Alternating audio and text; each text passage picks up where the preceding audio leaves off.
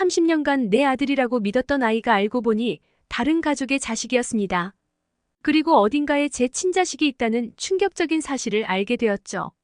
1993년 병원에서 신생아 이름표가 바뀌는 실수로 시작된 이 믿기 힘든 이야기는 제 아들 준우의 결혼을 앞두고 폭탄처럼 터졌습니다. 예비장인 어른의 질문 하나가 30년간 숨겨져 있던 비밀을 밝혀냈죠. 유전자 검사 결과 준우는 저희 부부의 친자식이 아니었습니다. 세상이 무너지는 것 같았어요. 그리고 우리는 준우의 친부모와 저의 친아들 민호를 만나게 되었습니다. 이제 우리는 어떻게 해야 할까요? 30년간의 인연을 부정하고 서로 바꿔야 하는 걸까요? 아니면 지금처럼 살아가야 할까요? 두 가족의 충격, 혼란, 그리고 용기 있는 선택. 그리고 그 선택이 만들어낸 놀라운 변화를 지금부터 들려드리겠습니다. 안녕하세요. 저는 58세 주부 김미경입니다. 오늘 제가 이 자리에서 제 이야기를 나누게 될 줄은 꿈에도 몰랐습니다. 30년이라는 세월 동안 당연히 내 아들이라고 믿었던 아이가 사실은 다른 가정의 아이였다니 지금도 이 현실이 꿈만 같습니다. 1993년 4월 15일 저는 서울의 한 대학병원에서 첫 아이를 낳았습니다. 10시간의 진통 끝에 태어난 아들을 처음 안았을 때의 그 감동은 지금도 생생합니다. 우리 아가 준우, 엄마가 세상에서 제일 사랑해. 라고 속삭이며 그 작은 손을 잡았던 순간이 어제 같습니다. 준우는 건강하게 자랐습니다. 똑똑하고 다정한 아이였죠. 초등학교 때는 반장을 도맡아 했고 중학교 때는 전교 회장까지 했어요. 그 모습을 보며 저와 남편은 얼마나 뿌듯해했는지 모릅니다.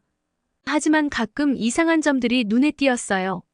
준우의 혈액형이 저희 부부와 맞지 않는다거나 가족 중 누구와도 닮지 않은 외모. 특히 기억나는 건 준우가 초등학교 4학년 때였습니다. 가족력 숙제를 하는데 준우가 저에게 물었죠. 엄마, 우리 가족은 왜 다들 쌍꺼풀이 있는데 나만 없어? 그때 저는 그건 외할아버지를 닮았나 보네. 라고 얼버무렸습니다. 하지만 마음 한구석이 불편했어요. 그렇게 30년의 시간이 흘렀고 준우는 어엿한 성인이 되어 결혼을 앞두고 있었습니다. 예비 신부 가족과의 상견례 자리에서 처음으로 큰 문제가 생겼어요. 예비장인 어른께서 가족들의 질병 이력을 물어보셨는데 저희 가족의 병력과 준우의 상황이 전혀 맞지 않았거든요. 이 일을 계기로 준우는 혼자 고민하다 유전자 검사를 받았답니다. 그리고 어느 날 준우가 심각한 표정으로 저희를 찾아왔어요. 엄마, 아빠. 제가 유전자 검사를 했는데 이상한 결과가 나왔어요. 준우의 말에 저희 부부는 얼어붙었습니다. 검사 결과 준우와 저희의 유전자가 일치하지 않는다는 거였어요. 처음엔 검사 오류라고 생각했지만 재검사를 해도 결과는 같았습니다. 혼란 속에서 저희는 30년 전 준우가 태어났던 병원을 찾아갔습니다. 다행히 병원은 아직 그대로 있었고 오랜 조사 끝에 충격적인 진실이 밝혀졌습니다. 그날 같은 시간에 2명의 아기가 태어났고 신생아실에서 아기의 이름표가 바뀌는 실수가 있었던 거예요. 이는 매우 드물지만 실제로 전 세계적으로 발생하는 사고입니다. 의료 현장에서 일어난 신생아 바뀜 사건은 여러 나라에서 보고된 적이 있으며 한국에서도 드물게 비슷한 사례가 발생한 바 있습니다. 하지만 대부분의 경우 빠르게 발견되어 해결되곤 합니다. 30년이나 지난 후에 밝혀진 우리의 경우는 정말 드문 일이었죠. 그 순간 저는 세상이 무너지는 것 같았습니다. 30년간 키워온 아들이 내 아들이 아니라니. 그리고 어딘가에 내 친자식이 있다는 사실에 가슴이 찢어지는 것 같았습니다. 병원 측의 도움으로 저희는 준우의 친부모 그리고 저의 친아들을 만나게 되었습니다. 그들도 저희만큼이나 충격에 빠져 있었죠. 서로를 바라보는 순간 말로 표현할 수 없는 감정들이 밀려왔습니다. 처음 만난 제 친아들 민호는 준우와는 전혀 다른 모습이었습니다. 키가 크고 마른 체형의 조용한 성격. 그 모습이 사진에서 봤던 어릴 적 제 남편과 너무나 닮아 있어 가슴이 아팠습니다. 우리는 어색한 분위기 속에서 서로의 이야기를 나누기 시작했습니다. 민호의 양부모님은 저희와 비슷한 나이대에 따뜻해 보이는 부부였습니다. 박상철 씨와 이영미 씨, 두 분 다 교사로 일하셨다고 해요. 그들 역시 이 상황에 큰 혼란을 겪고 있었지만 민호를 훌륭하게 키워주신 것에 대해 감사한 마음이 들었습니다. 민호는 조용하지만 따뜻한 눈빛으로 저희를 바라보았습니다. 처음 뵙겠습니다. 어머니, 아버지. 그 한마디에 저는 참았던 눈물을 터뜨리고 말았습니다. 이제 우리는 어떻게 해야 할까요? 30년간의 인연을 부정하고 서로 바꿔야 하는 걸까요? 아니면 지금처럼 살아가야 할까요? 이 질문에 대한 답을 찾기 위해 우리 모두는 길고 긴 대화를 나눴습니다. 법적으로는 친생자 추정 번복의 소를 제기할 수 있었습니다. 하지만 그렇게 되면 30년간의 관계가 모두 부정되는 셈이 되는 거죠. 우리는 모두 그럴 수 없다고 생각했습니다. 준우는 눈물을 흘리며 말했습니다. 엄마, 아빠. 저에게는 여전히 두 분이 제 부모예요. 30년간 저를 사랑으로 키워주셨잖아요. 그걸 어떻게 부정할 수 있겠어요? 민호도 비슷한 마음이었습니다. 저도 마찬가지예요. 저를 키워주신 부모님이 제 부모세요. 하지만 이제 알게 된 새로운 가족도 제 인생의 소중한 일부가 되었으면 좋겠어요. 그 말을 들으며 저는 깨달았습니다. 부모와 자식의 관계는 단순히 피로 맺어지는 것이 아니라 함께 나눈 시간과 사랑으로 만들어지는 것이라고요. 우리는 결국 법적인 관계는 그대로 두기로 했습니다. 대신 두 가족이 서로 가깝게 지내며 아이들에게는 두 쌍의 부모가 생긴 셈이 되었죠. 이는 실제로 많은 전문가들이 권하는 방식이기도 합니다. 아동 심리학자들은 이런 상황에서 갑작스러운 변화보다는 점진적인 관계 형성이 아이들의 정서적 안정에 도움이 된다고 말합니다. 하지만 이 과정은 결코 쉽지 않았습니다. 특히 정체성의 혼란을 겪는 준우와 민호를 보는 것이 가장 힘들었어요. 준우는 한동안 우울증에 시달렸고 민호는 분노 조절에 어려움을 겪었습니다. 우리는 전문 상담사의 도움을 받아가며 이 어려운 시기를 함께 극복해 나갔습니다. 또 다른 문제는 주변 사람들의 시선이었어요. 친척들과 이웃들은 이 특별한 상황을 이해하기 어려워했습니다. 아니, 30년이나 키웠는데 어떻게 남의 자식이래? 친자식을 찾았으면 당연히 데려와야지. 이런 말들이 우리를 아프게 했죠. 하지만 시간이 지나면서 우리는 점점 더 특별한 가족이 되어갔습니다. 명절이 다가오면 두 집 가족이 한자리에 모여 함께 시간을 보냈고 아이들의 인생의 중요한 순간들을 함께 축하하며 준우의 결혼을 축복해 주었습니다. 그리고 얼마 후 민호가 첫 아이를 가졌다는 소식을 들었을 때 우리 모두는 함께 기뻐했죠. 이 과정에서 가장 큰 도전 중 하나는 병원의 실수에 대한 법적 대응이었습니다. 우리는 긴 논의 끝에 병원을 상대로 손해배상 소송을 제기하기로 결정했습니다. 이는 단순히 금전적 보상을 위해서가 아니라 이런 일이 다시는 일어나지 않도록 하기 위함이었죠. 소송 과정은 힘들었습니다. 의료과실에 대한 입증 책임이 우리에게 있었고 30년이 지난 사건이라 증거 수집도 쉽지 않았어요. 하지만 다행히도 병원 측에서 과실을 인정했고 2년간의 법정 다툼 끝에 합의에 이르렀습니다. 받은 배상금으로 우리는 신생아 안전재단을 설립했습니다. 이 재단을 통해 병원의 신생아 관리 시스템 개선을 위한 연구를 지원하고 비슷한 경험을 한 가족들을 돕는 일을 하고 있죠. 한편 우리 가족의 이야기가 언론에 알려지면서 예상치 못한 일들이 벌어졌습니다. 처음에는 불편한 관심과 루머들로 힘들었어요. 하지만 점차 비슷한 경험을 한 다른 가족들이 우리에게 연락해 오기 시작했습니다. 그 중에는 40년 만에 친자식을 찾은 부부, 20대에 자신이 입양하였음을 알게 된 청년 등 다양한 사연을 가진 분들이 계셨어요. 우리는 이분들과 함께 자조 모임을 만들어 서로의 아픔을 나누고 위로하며 힘을 얻었습니다. 준우와 민호도 각자의 방식으로 이 상황을 극복해 나갔습니다. 준우는 자신의 경험을 바탕으로 가족법을 공부하기 시작했고 지금은 입양아와 그 가족들의 권리를 위해 일하는 변호사가 되었어요. 민호는 자신의 정체성에 대한 고민 끝에 심리학을 전공했고 대학원에서 가족 상담을 공부한 후 현재는 청소년 상담사로 활동하고 있습니다. 우리 가족의 이야기는 많은 이들에게 가족의 의미에 대해 다시 생각해 볼 기회를 주었습니다. DNA만이 가족을 결정짓는 것이 아니라는 것, 사랑과 이해, 그리고 함께한 시간이 진정한 가족을 만든다는 것을 많은 이들이 공감해 주셨죠. 준우와 민호는 각자의 길을 찾아갔습니다. 준우는 변호사로서 입양아 권리를 위해 일하고 민호는 청소년 상담사로서 아이들을 돕고 있습니다. 이제 우리는 서로 다른 길을 가고 있지만 같은 가족으로서 사랑과 이해를 나누며 계속 함께할 것입니다. 그런 속에서 준우의 내적 갈등도 깊었습니다. 30년간 자신이라고 믿었던 정체성이 하루아침에 무너진 거죠. 그는 자주 혼자 방에 틀어박혀 생각에 잠겼습니다. 내가 누구지? 내 인생은 무엇이었지? 이런 질문들이 그를 괴롭혔습니다. 특히 힘들었던 건 가족 사진을 볼 때였어요. 어릴 적 운동회에서 아빠와 함께 찍은 사진, 중학교 졸업식 날 엄마와 찍은 사진. 이 모든 추억들이 이제는 낯설게 느껴졌습니다. 준우는 친부모를 만난 후 더 큰 혼란에 빠졌습니다. 그들과 닮은 외모를 보며 내가 저기서 자랐다면 어땠을까? 하는 생각이 들었죠. 하지만 동시에 30년간 자신을 키워준 부모님에 대한 사랑과 죄책감도 컸습니다. 그는 상담 선생님과의 대화에서 이렇게 말했습니다. 제 인생의 모든 것이 거짓이었던 것 같아요. 제가 이룬 모든 것들이 정말 제 것인지 의문이 들어요. 만약 제가 다른 환경에서 자랐다면 지금의 저와는 전혀 다른 사람이 되어 있겠죠?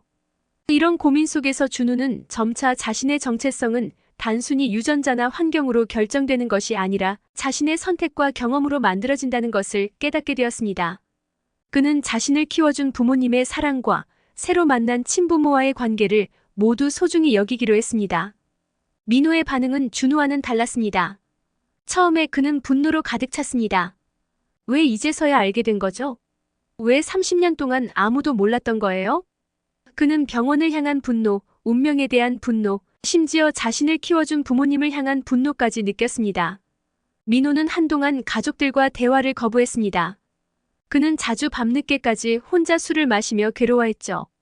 한 번은 술에 취해 경찰서에 붙들려 가기도 했습니다. 그날 밤 민호를 데리러 간 양부모님은 그의 눈물 섞인 목소리를 들었습니다. 저는 누구인가요? 왜 저는 이렇게 화가 나는 걸까요? 민호의 분노는 점차 슬픔으로 바뀌어 갔습니다. 그는 자신이 30년 동안 알고 지냈던 가족의 의미에 대해 깊이 고민하기 시작했습니다.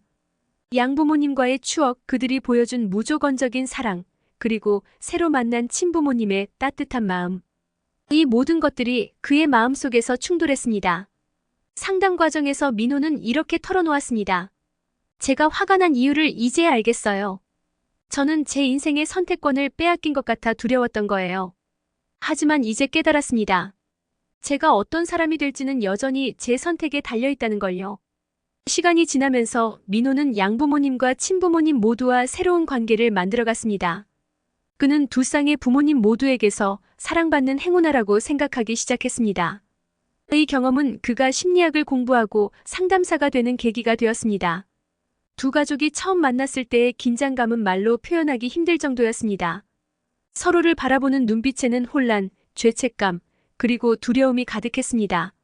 하지만 그 속에서도 작은 희망의 불씨가 보였습니다. 첫 만남 이후 우리는 정기적으로 만나기로 했습니다. 처음에는 어색하고 무거운 분위기였지만 차츰 서로에 대해 알아가기 시작했습니다. 준우의 양부모인 저희와 민호의 양부모인 박상철 씨, 이영미 씨는 서로의 양육 방식에 대해 이야기를 나누었습니다. 한 번은 이영미 씨가 눈물을 흘리며 말했습니다. 민호가 처음 걸음마를 뗐을 때 그 기쁨을 함께 나누지 못해 너무 죄송해요. 저는 그녀의 손을 잡고 대답했습니다. 괜찮아요. 우리는 이제 그 모든 순간들을 함께 나눌 수 있어요. 우리는 서로의 가족 앨범을 보며 아이들의 성장 과정을 공유했습니다. 준우의 첫 운동회 사진, 민호의 중학교 졸업식 사진. 이런 추억들을 나누면서 우리는 점점 가까워졌습니다. 특히 기억에 남는 건 준우의 결혼식 날이었습니다. 우리는 함께 의논하여 두 쌍의 부모가 모두 축하 인사를 하기로 했습니다. 하객들은 조금 혼란스러워했지만 우리 가족에겐 그 순간이 너무나 특별하고 감동적이었습니다. 우리 가족의 이야기가 알려지면서 다양한 반응이 있었습니다. 많은 사람들이 우리의 결정을 지지해 주었지만 일부에서는 비판의 목소리도 있었습니다. 한 이웃은 이렇게 말했습니다. 아무리 그래도 30년 동안 키운 자식을 어떻게 포기해요? 이런 말들이 우리 가족을 아프게 했지만 동시에 우리의 결정에 대해 더욱 확신을 갖게 해주었습니다. 언론에서도 우리 이야기를 다뤘습니다. 처음에는 선정적인 보도도 있었지만 점차 가족의 의미에 대해 생각해 볼 수 있는 기회로 받아들여졌습니다. 한 방송 프로그램에 출연했을 때 많은 시청자들이 감동의 메시지를 보내주셨습니다. 여러분의 이야기를 들으며 진정한 가족의 의미를 깨달았습니다. 혈연만이 전부가 아니라는 걸 보여주셔서 감사합니다. 준우는 이 경험을 바탕으로 가족법을 공부하기 시작했습니다. 그는 법학 전문 대학원에 진학해 열심히 공부했고 변호사가 된 후에는 입양아와 그 가족들의 권리를 위해 일하고 있습니다. 한 번은 비슷한 상황의 가족을 돕던 중 이렇게 말했다고 합니다. 제가 겪은 경험이 누군가에게 도움이 된다는 사실이 저를 행복하게 합니다. 우리는 모두 사랑받을 자격이 있고 그 사랑은 혈연을 넘어설 수 있다는 걸 보여주고 싶어요. 민호는 심리학을 전공한 후 가족 상담을 공부했습니다. 그는 자신의 경험을 바탕으로 정체성의 혼란을 겪는 청소년들을 돕고 있습니다. 그의 상담실에는 이런 문구가 걸려 있다고 해요. 당신의 과거가 당신을 정의하지 않습니다. 당신의 선택이 당신을 만듭니다. 두 사람 모두 자신들의 독특한 경험을 긍정적으로 승화시켜 사회에 기여하고 있습니다. 그들의 이야기는 많은 사람들에게 희망과 용기를 주고 있습니다. 우리 가족의 경험은 가족이라는 개념에 대해 깊이 생각해보게 만들었습니다. 혈연관계만이 가족을 정의하는 것이 아니라 함께 나눈 시간과 사랑, 그리고 서로에 대한 이해와 존중이 진정한 가족을 만든다는 것을 깨달았습니다. 지금 우리는 네 부부와 두 자녀로 이루어진 특별한 대가족입니다. 명절이면 모두 모여 함께 시간을 보내고 서로의 기쁨과 슬픔을 나눕니다. 가끔은 여전히 어색한 순간도 있지만 그 순간조차도 우리 가족의 특별한 이야기의 한 페이지라고 생각합니다. 준우의 아들이 태어났을 때 우리는 모두 병원에 모였습니다. 그 작은 생명을 바라보며 우리는 모두 같은 생각을 했습니다. 이 아이에게는 4명의 할아버지와 할머니가 있다는 것, 그리고 그만큼 더 많은 사랑을 받으며 자랄 것이라는 사실에 대해서요. 우리의 이야기가 알려지면서 우리는 가족의 다양성에 대한 사회적 인식 개선을 위해 노력하게 되었습니다. 준우와 민호는 각자의 전문 분야에서 이를 위해 활동하고 있고 저희 부부들도 다양한 방식으로 참여하고 있습니다. 저는 지역사회의 다양한 가족지원센터에서 자원봉사를 시작했습니다. 이곳에서 저는 비슷한 경험을 한 가족들을 만나 이야기를 나누고 서로를 격려합니다. 때로는 제 경험을 바탕으로 조언을 해주기도 하고 때로는 다른 가족들의 이야기를 들으며 새로운 통찰을 얻기도 합니다. 박상철 씨와 이영미 씨는 학교에서 다양성 교육 프로그램을 진행하고 있습니다. 그들은 학생들에게 가족의 형태가 다양할 수 있음을 가르치고 서로의 차이를 존중하는 태도를 길러주고 있습니다. 우리 가족의 이야기가 언론에 알려지면서 예상치 못한 변화가 일어나기 시작했습니다. 많은 사람들이 우리의 경험에 공감하고 가족의 의미에 대해 다시 생각해보게 되었다고 합니다. 한 방송국에서 우리 가족의 다큐멘터리를 제작하자는 제안이 들어왔습니다. 처음에는 망설였지만 우리의 이야기가 비슷한 상황에 처한 다른 가족들에게 도움이 될 수 있다는 생각에 참여하기로 했습니다. 다큐멘터리 제작 과정은 우리 가족에게 또 다른 도전이었습니다. 카메라 앞에서 우리의 이야기를 나누는 것이 때로는 불편하고 어색했지만 동시에 우리의 경험을 다시 한번 돌아보는 기회가 되었습니다. 방송이 나간 후 우리는 수많은 반응을 받았습니다. 대부분의 시청자들은 우리 가족의 용기와 사랑에 감동받았다고 했습니다. 준우는 이 경험을 바탕으로 가족법 개정을 위한 활동을 시작했습니다. 그는 현행 법률이 다양한 형태의 가족을 충분히 포용하지 못하고 있다고 생각했습니다. 준우는 동료 변호사들과 함께 가족 다양성법 제정을 위한 연구 모임을 만들었습니다. 이들은 혈연 중심의 가족 개념을 넘어 정서적 유대와 돌봄을 중심으로 한 새로운 가족 개념을 법적으로 인정받기 위해 노력하고 있습니다. 이 활동은 많은 관심을 받았고 국회에서도 관련 법안 발의를 위한 움직임이 시작되었습니다. 아직 갈 길이 멀지만 우리는 이러한 노력들이 언젠가 결실을 맺을 것이라 믿습니다. 민호의 활동은 교육 현장에 큰 영향을 미쳤습니다. 그는 자신의 경험을 바탕으로 다양성 교육 프로그램을 개발했고 이를 여러 학교에서 시범 운영하기 시작했습니다. 이 프로그램은 학생들에게 가족의 형태가 다양할 수 있음을 가르치고 서로의 차이를 존중하는 태도를 기르는 것을 목표로 합니다. 처음에는 일부 학부모들의 우려도 있었지만 프로그램에 참여한 학생들의 긍정적인 반응에 점차 지지를 받기 시작했습니다. 한 학생은 이렇게 말했다고 합니다. 민호 선생님의 수업을 듣고 나서 저희 반 친구 중 한 명이 입양됐다는 걸 알게 되었어요. 예전에는 그 친구를 이상하게 생각했을지도 모르지만 이제는 그저 다른 형태의 가족일 뿐이라고 생각해요. 우리 가족의 이야기는 국경을 넘어 해외에서도 관심을 받았습니다. 비슷한 경험을 한 다른 나라의 가족들과 연결되어 경험을 나누기도 했습니다. 일본의 한 가족은 우리와 비슷한 상황을 겪었다며 연락해왔습니다. 그들은 우리의 이야기에서 용기를 얻었다고 했습니다. 우리는 화상통화로 서로의 경험을 나누며 국가와 문화는 달라도 가족에는 같다는 것을 느꼈습니다. 이런 국제적인 관심은 우리를 놀라게 했지만 동시에 우리의 경험이 보편적인 인간의 이야기라는 것을 깨닫게 해주었습니다. 시간이 흐르면서 우리 가족은 계속해서 확장되고 있습니다. 준우의 아들 민준이에 이어 민호도 입양을 통해 딸을 맞이했습니다. 수빈이라는 이름의 이 아이는 우리 가족에 새로운 기쁨을 가져다 주었습니다. 수빈이의 입양 과정은 우리 가족 모두에게 특별한 경험이었습니다. 민호는 자신의 경험을 바탕으로 수빈이에게 언제나 진실을 말해주고 그녀의 정체성을 존중해주겠다고 약속했습니다. 이제 우리 가족의 명절 모임은 더욱 북적거리고 활기차졌습니다. 민준이와 수빈이는 서로를 사촌으로 부르며 친하게 지내고 있습니다. 이들을 보며 우리는 가족의 의미가 계속해서 확장되고 있음을 느낍니다. 우리의 여정은 여전히 진행 중입니다. 때로는 어려움도 있지만 우리는 서로를 향한 사랑과 이해로 이를 극복해 나가고 있습니다.